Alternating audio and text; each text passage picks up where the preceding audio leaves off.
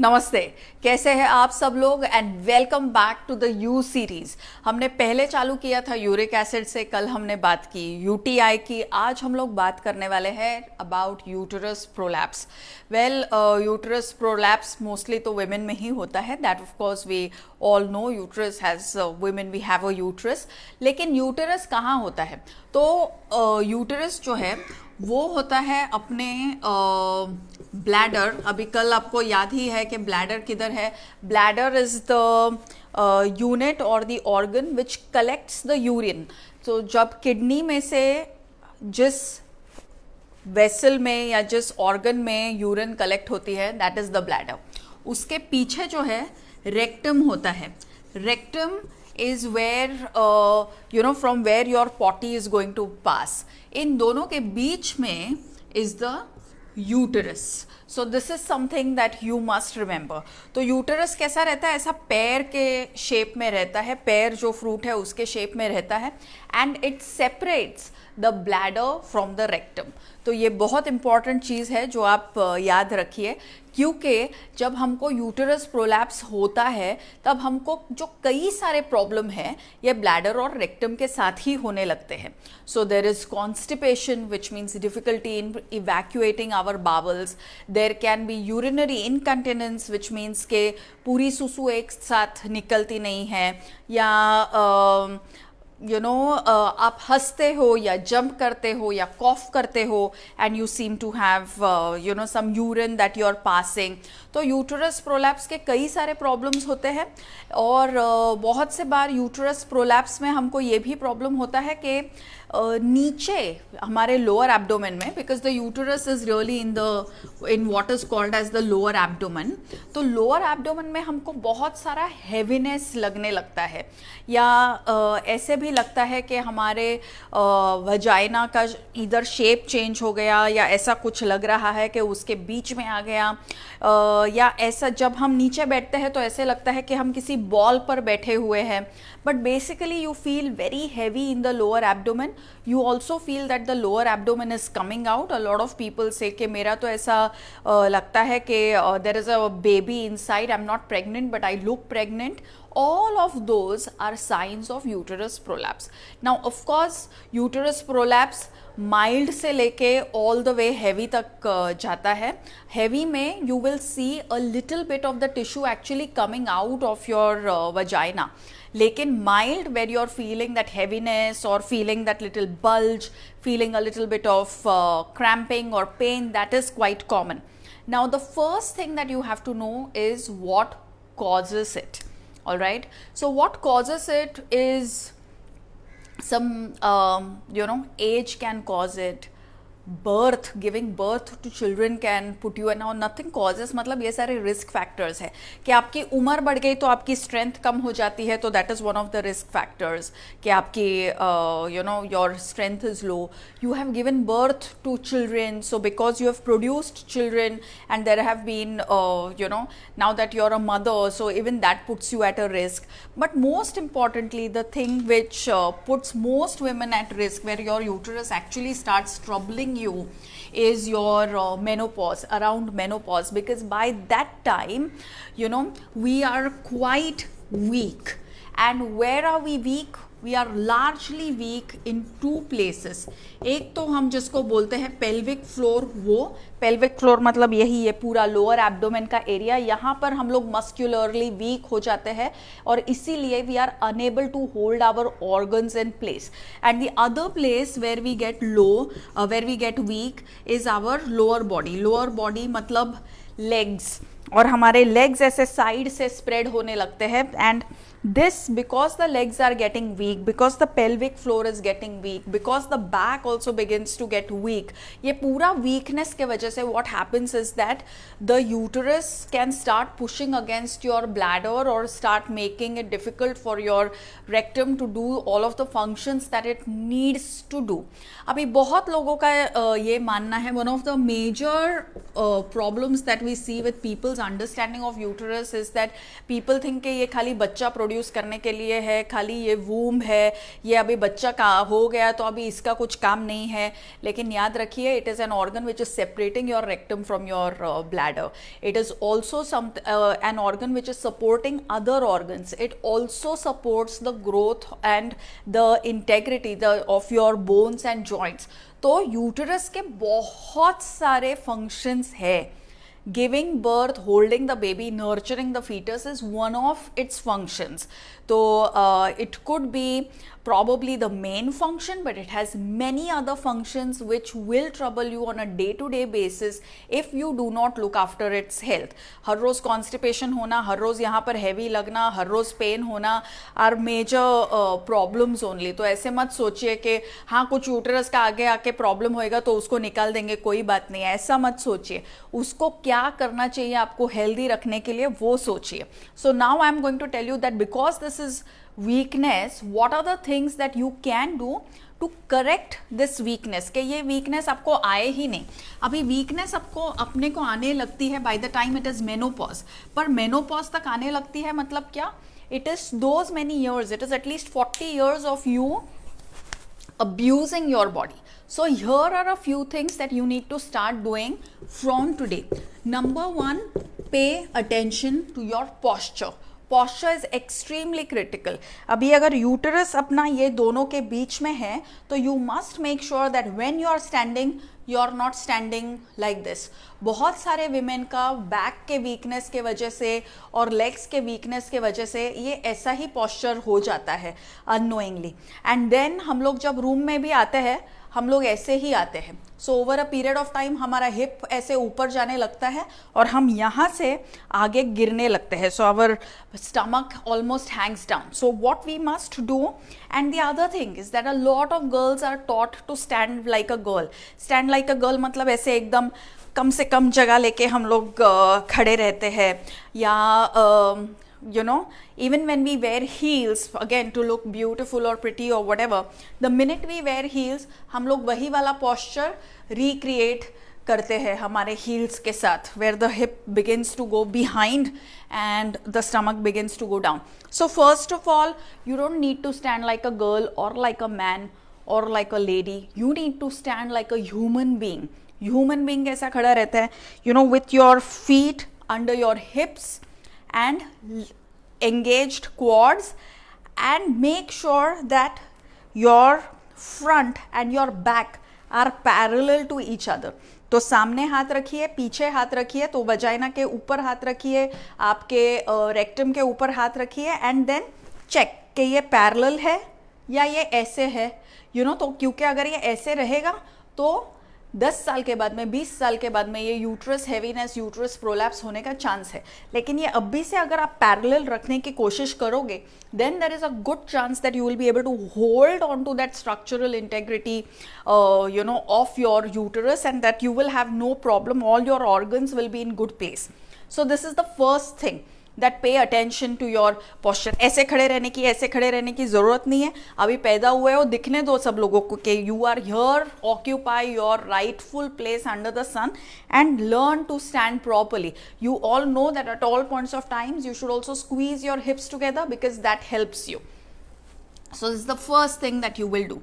The second thing that you will do if you have any of these things, you know, the heaviness and uterus prolapse, a largish lower abdomen and stuff like that, is practice what is called as the Kegel exercise. लेकिन Kegel exercise कैसे करनी है इसके बारे में बहुत लोगों को confusion रहता है, इसलिए मैं आपको सिंपल शब्दों में बता देती हूँ. It is called सुसु and stop. मतलब ऐसे सोचो कि आप सुसु कर रहे हो. अगर आप सुसु कर रहे हो और आपको किसी ने बोल दिया कि स्टॉप करो, तो आप कौन से मसल्स को एंगेज करके उसको स्टॉप करोगे, कैसे स्टॉप करोगे? तो वैसे ही हर रोज दिन में सुसु एंड स्टॉप ऐसा सोच के 5 से 10 बार उन मसल्स को एंगेज कीजिए. So you don't have to be doing सुसु while you are doing this. You just have to think as if you are doing susu, then you have to think that you're stopping, and then you have to do susu, then you stop. When you stop, count for 5 seconds, release. Okay, then again think you're doing susu, stop, count for 5 seconds, release. तो ये आपको करने का है हर रोज दिन में 10 बार, ताकि आपका पेल्विक फ्लोर जो है it learns to get engaged. The third thing that you must do in terms of exercise is learn to squat. Sorry, learn to squat down and up. ये जो एक्सरसाइज है ये बहुत इंपॉर्टेंट है. So learn to squat because otherwise you will never really learn to engage your lower body. So being able to sit down and do your susu, being able to sit down and do your potty is extremely important. It's much better than sitting up, क्योंकि जब आप बैठते हो तभी आप देखो you are recreating this same posture जो कि खड़े हुए में भी फिर हम लोग का बन जाता है over a period of time.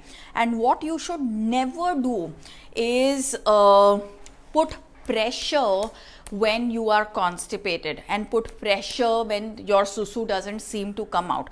तो जब आप कमोड पे बैठते हो और आप प्रेशर डालते हो तो invariably you begin to move ahead and then you keep increasing that pressure in the hope of evacuating your bowels, and you just make things worse for your uterus.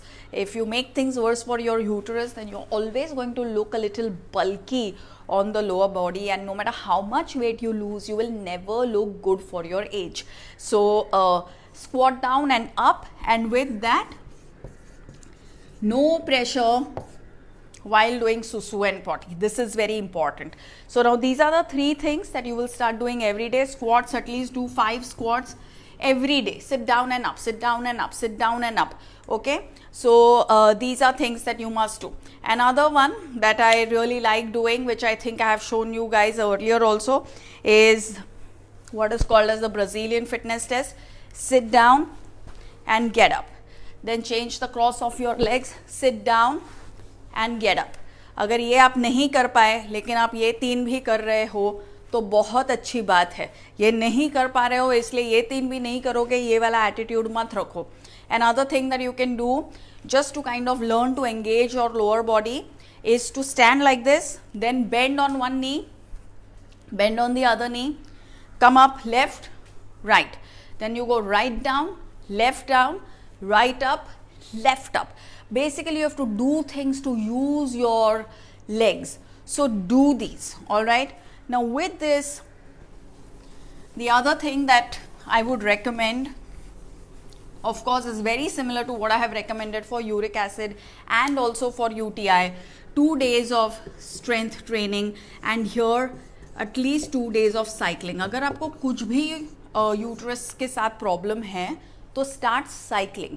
Don't walk. Walking से बेहतर आपके लिए रहेगा cycling, because then it will train your lower body without putting too much pressure on your lower back or abdomen. Yes, and then in yoga you have to learn inversions. Inversions मतलब क्या? वो सारे आसन जहाँ आपका hip आपके sir से और आपके हार्ट से ऊपर चला जाए. So some of the easy ones to do that is this is your head. It's called as the bridge pose. I think a lot of you know it. So just start doing the bridge pose, या जिसे हम लोग चतुष्पादासन भी कहते हैं. So yeah, so this is how this is how you will do it. So do the bridge pose. This is one asan which is very helpful. The other asan which is helpful is putting your hands here, your head here, your hip here, and your feet down.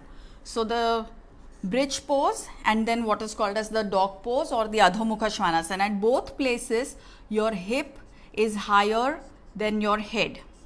This is your head, this is your hip.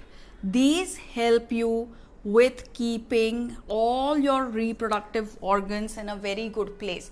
तो अगर आपको endometriosis है, endometriosis है, fibroid है, ये सब के लिए 2 days of strength training, 2 days of cycling, doing these inversions often, and then doing the posture, the susu and stop and the squat are all very important. But now what about food? What is it that you should do in your food to help support the uterus? So it's very, very simple what you can do.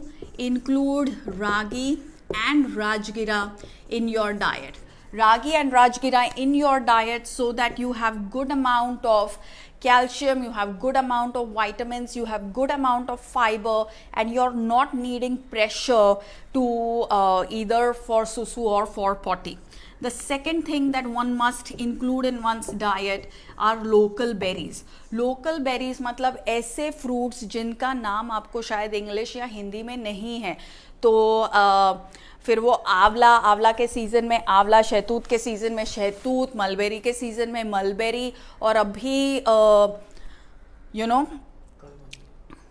करवंदा. Then you also have dates which are coming in this season in the monsoon. जो कच्छ के dates आ रहे हैं, they are all also very good because they are good sources of vitamin C, they are good sources of iron, they are good sources of many other nutrients like folic acid, fiber, minerals, all of which you need for good uterus health. And the third thing, and this is my top secret, I am going to tell you my top secret जो हम लोग हमारे clients के साथ use करते हैं. वैसे बहुत लोगों ने मेरे को एडवाइस दी कि काय के लिए इतना फ्री में वीडियोस करती हो, थोड़ा थोड़ा बता दो वीडियो में और बाद में बोलो to know more subscribe to my channel. But then we are not that type. हम लोग को जितना आता है हम लोग आपको बता देते हैं, because your company and your presence on this video is what enriches my life. So thank you very much for having tuned in for all the last 2 evenings and for being here even right now and listening to this. So the third thing that you use is hung curd. hung curd मतलब आप जब दही बनाते हो तो दही बनाने के बाद में उसको मलमल के क्लॉथ में बांध के ओवरनाइट उसे रख दीजिए. फिर हंग कर्ड का श्रीखंड बनता है, हंग कर्ड की चटनी बनती है, हंग कर्ड के आप कबाब या छोटे पैटिस शैलो फ्राई करके यूज़ कर सकते हो. We typically use the chutney quite a bit. Hung curd की chutney tastes very very good. And the fourth thing that one should also include in one's diet is kharvas. Kharvas, yeah, I think it's also called bari. It has many words, many terms in different parts of India, but kharvas is basically जो गाय का पहले 1-2-3 दिन का जो दूध आता है when the baby is born, that is called as kharvas. और आपको डरने की बात नहीं है. ऐसा नहीं है कि आपको मिलेगा तो काफ को नहीं मिलेगा. काफ को बहुत सारा मिलता है. उसके बाद में छोटा amount is what the farmers use and small dairies use. Now what this does is that this also ensures कि आपको जो भी हॉर्मोन्स की डेफिशिएंसी हो रही है around your menopause which is causing this weakness और prolapse, that is naturally met through natural food, through natural preparations, and you don't need to eat it every single day of your life. You'll end up eating it 4-5 times in a year, 6 times in a year. पहले हम सब लोग खाते थे, अभी ये diversity खत्म हो गई है. So make sure that you're eating this kharvas. So the ragi and rajgira, think of it at eating it at least 2 times every week. The local berries every time that they are available, hung curd at least once every week, and the kharvas at least 5 to 6 times every year. These are the things that you should include in your diet. Lastly, uterus prolapse also happens because of no rest. As a woman you must remember कि ये जो हम लोग जिसमें वीरता मानते हैं कि मैंने खुद के लिए कभी कुछ नहीं किया, सब दूसरों के लिए ही किया एंड ऑल ऑफ दैट, उसके लिए ताली बजाने वाला कोई भी नहीं रहता है. जब हमको यूटरस प्रोलैप्स के वजह से हैवीनेस लगता है या जो भी डिस्कम्फर्ट आता है वो शेयर करने के लिए भी अपने साथ कोई भी नहीं रहता है. तो खुद के लिए टाइम बनाना ये कोई पाप नहीं है. खुद के लिए टाइम बनाना ये आपकी जिम्मेदारी है, क्योंकि जब आप आपकी सेहत अच्छी रखते हो तभी बाकी सबकी भी सेहत अच्छी रहेगी. So what should you do? Every afternoon you must make the time to rest. So rest every afternoon at least for 20 minutes. कैसे टाइप की रेस्ट? ऐसे रेस्ट नहीं कि मैं बेड पे रहती हूँ, 1 घंटा आप लेटे हुए हो पर मैं सोई नहीं हूँ, मैं व्हाट्सएप पे रहती हूँ, मैं टीवी देखती हूँ. Not that type of a rest where you are actually napping. That rest which is also called as vamakukshi. आपके लेफ्ट हैंड साइड पे 20 मिनट के लिए आप सोइए, फिर आप उठिए. It will allow for better hormonal balance, it will allow for better recovery, it will allow you to climb down from your ever constipated status, and then it will help the health of your uterus. So I hope that this session has been useful and that you will be able to use all of these things in your daily life. क्योंकि क्या है कि problems prevent करने के तरीके काफ़ी आसान हो रहते हैं. प्रॉब्लम होने के बाद में उसको कम पे रखना और उसको ज़्यादा एस्केलेट नहीं होने देना, ये भी काफ़ी आसान होता है. लेकिन आसान चीज़ें हम लोग करते नहीं हैं, हम लोग कॉम्प्लिकेटेड सॉल्यूशंस के ही खोज में रहते हैं. तो वो एटीट्यूड से स्नैप आउट होइए और आसान चीज़ें हर रोज़ खुद के लिए जिम्मेदारी के साथ में और बिंदास कीजिए. All right, questions, yes. So the exercises you have told are for maintaining good uterus health. Will they also work if we already If you already have a bad, if you already have a compromised uterine health, even then it will help. तो let's say कि आपको already थोड़ा सा prolapse है, फिर भी आपको strength training, cycling और इन्वर्जन्स का फ़ायदा ही होगा. तो आप उसे ज़रूर कीजिए. All right, thank you very much and धन्यवाद for tuning in. Thank you.